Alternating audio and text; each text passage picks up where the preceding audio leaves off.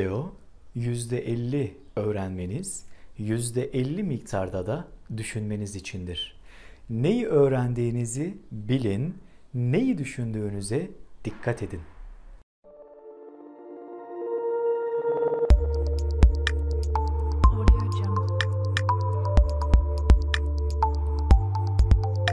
İnsanlığın en büyük gizemi ve gizemini korumakta ısrarcı olan bu olay. Üçüncü göz. Gelin bu olaya beraber biraz ışık tutalım.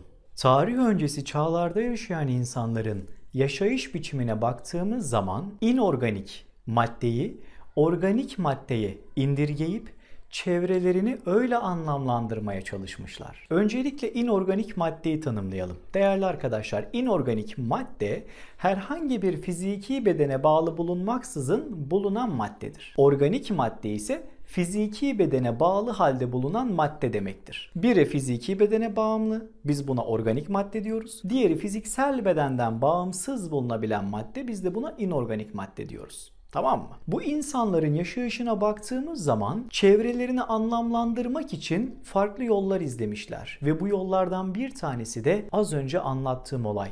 İnorganik maddeyi organik maddeye indirgeyip anlamlarını öyle kazanmışlar. Mesela o dönemlere baktığımız zaman milattan önce 15 bin, 20 bin, belki 30 bine kadar gerilere gittiğimizde çokça tanrılar olduğunu görüyoruz. Ve her doğa olayının neredeyse bir tanrı sıfatıyla sıfatlandırıldığını, sınıflandırıldığını görüyoruz. Peki bu kadar çok tanrı nereden çıkıyor? Ay'a bakmışlar, ay tanrıçası Diana demişler. Toprağa bakmışlar, Sernes demişler. Yani herhangi bir fiziki maddeye bakıp fiziki maddeye bağlı olmayan bir madde olan tanrıyı fiziki bedende resmedip çevrelerini öyle anlamlandırmışlar. Ve bu insanlar hayal kurdukları zaman hayallerinde görmüş oldukları o görüntüyü, o anlamı, o simgeyi bir gözle bağdaştırmışlar. Çünkü görme işlevini yerine getiren gözlerdir. Eğer hayalimizde bir şey görüyorsak bunun bir göz yardımıyla olduğunu düşünmüşler ve iki tane fiziksel gözden bağımsız üçüncü göz adı vermişler. Ve bu inanış böyle devam etmiş. Mısır uygarlığına geldiğimizde tarihi birazcık ileriye doğru götürelim. Mısır uygarlığına girelim, biraz günümüze yaklaşalım. Mısır uygarlığına geldiğimizde Mısırlılar hiyerogliflere bir şey resmetmişler. Horos'un gözü. Horos'un gözüne baktığımız zaman bunun üçüncü bir gözle bağlantısı olabileceği düşünülüyor. Yani Horos'un gözü aslında epifiz bezini ve onun çevresini temsil ediyor. Epifiz bezi beynimizin ortasında, omurilik soğanımızın biraz ileri tarafında, beynimizin orta tarafında bulunan 5 ila 8 milimetre büyüklüğünde, yani bir mercimek tanesi büyüklüğünde 150 ila 180 miligram ağırlığında bir organ. Çok gizemli bir organ. Beynimizde her şey simetriktir. Yani bir şey varsa onun aynısından veya da benzerinden bir tane daha vardır beyinde. Her şey ikiliktir. Ama bu epifiz bezine baktığımız zaman bu bezden yalnızca bir tane olduğunu görüyoruz ve vücudumuzda en çok kanlanan organlarımız, böbreklerimizden sonra kanlanan en çok ikinci organdır epifiz bezi.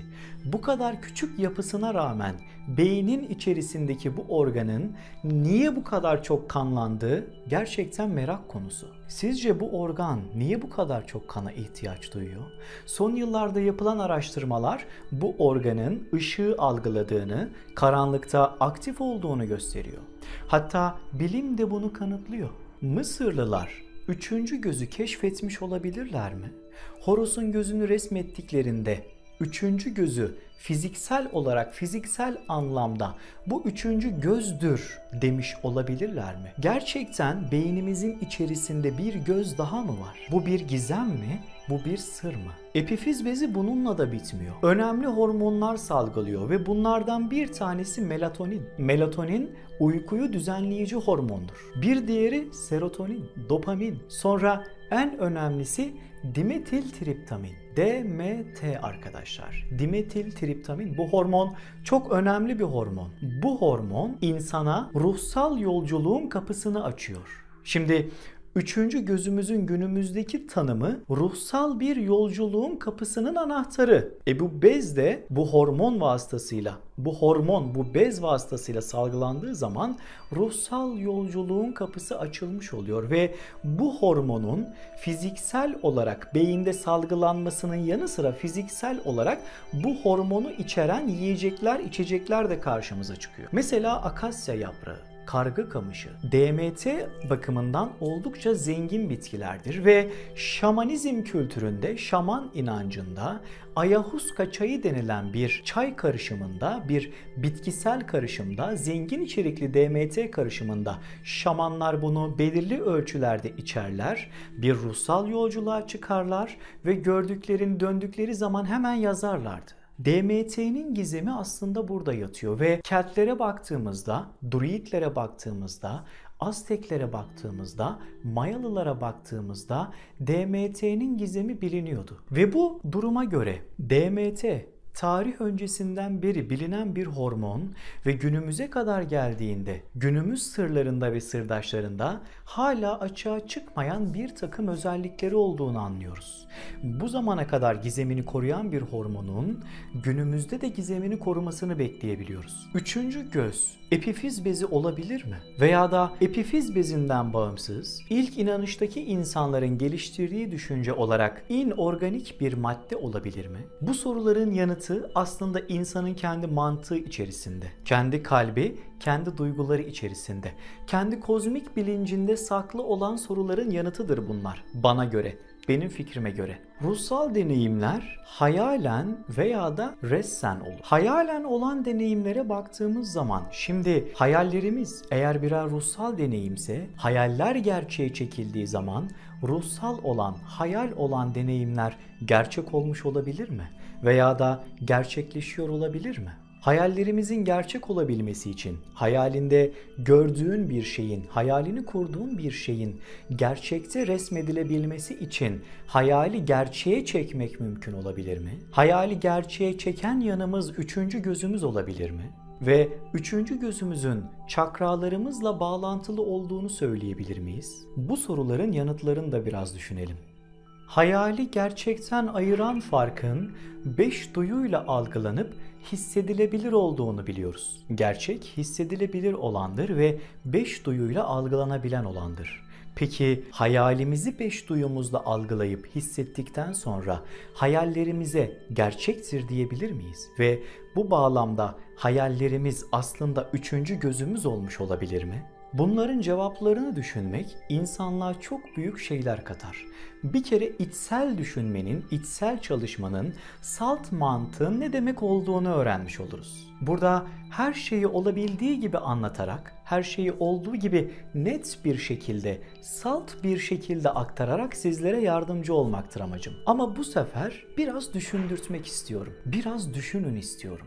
Zaten düşünüyoruz. Biraz da bunları düşünün, biraz da bunlara kafa yorun istiyorum. İçsel çalışmayla, bu düşünmeyle kozmik bilincinizi uyandırmanızı, sorularınızın cevaplarının kendi içinizde saklandığınızı görmenizi istiyorum. 1-2 hafta kadar sonra üçüncü gözü detaylı bir şekilde, net bir şekilde size zaten aktaracağım. Ama şu anlık biraz düşünmemizi, biraz düşünelim, biraz bakalım. Sonra ben anlattığım zaman bakalım nerede ne kadar neyi yakalamışız, nasıl yaklaşmışız. Ve eminim birçoğunuz yaklaşacaksınız. Hatta birçoğunuz benim anlatacaklarıma paralel şeyler düşünmüş olacaksınız ve benim anlatacaklarıma paralel şeyler yazacaksınız. Görüşlerinizi yorumlar kısmında yazabilirsiniz. Hepsini teker teker okuyorum. Vaktim, zamanım oldukça. Ama mutlaka okuyorum arkadaşlar. İhmal etmiyorum. Okuyorum.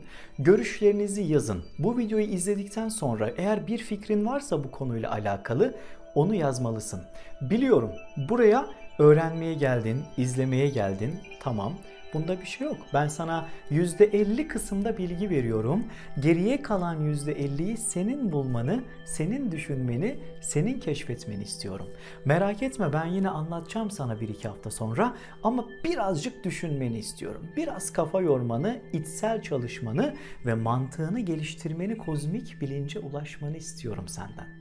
Düşün arkadaşım. Eğer düşünürsen her yer sana bir hayal kadar, bir düşünce kadar uzaktır. Eğer düşünürsen büyürsün. Büyürsen yükselirsin. Yükselirsen uçarsın. Eğer uçarsan daha çok yükselirsin ve sen yükseldikçe aşağısı küçücük kalır. Ve böylelikle anlarsın küçüklüğün içindeki büyüklüğü, büyüklüğün ardındaki küçüklüğü anlarsın. Ve böylece çıkarsın basamakları, tırmanırsın merdivenleri. Kendine sunduğun en güzel armağandır düşüncelerin, değerlendir bunu. Eğer bu videoyu beğendiysen kanalımıza abone olmayı unutma. Abone ol ki bir sonraki videolarda direktmen görüşelim. Abone ol ki bize destek ol. Sevgi ve ışıkla kal değerli arkadaşım. Sevdiklerinle beraber hep düşünerek kal. Bu hayatta hep gülerek kal. Hoşça kal, sağlıklı kal.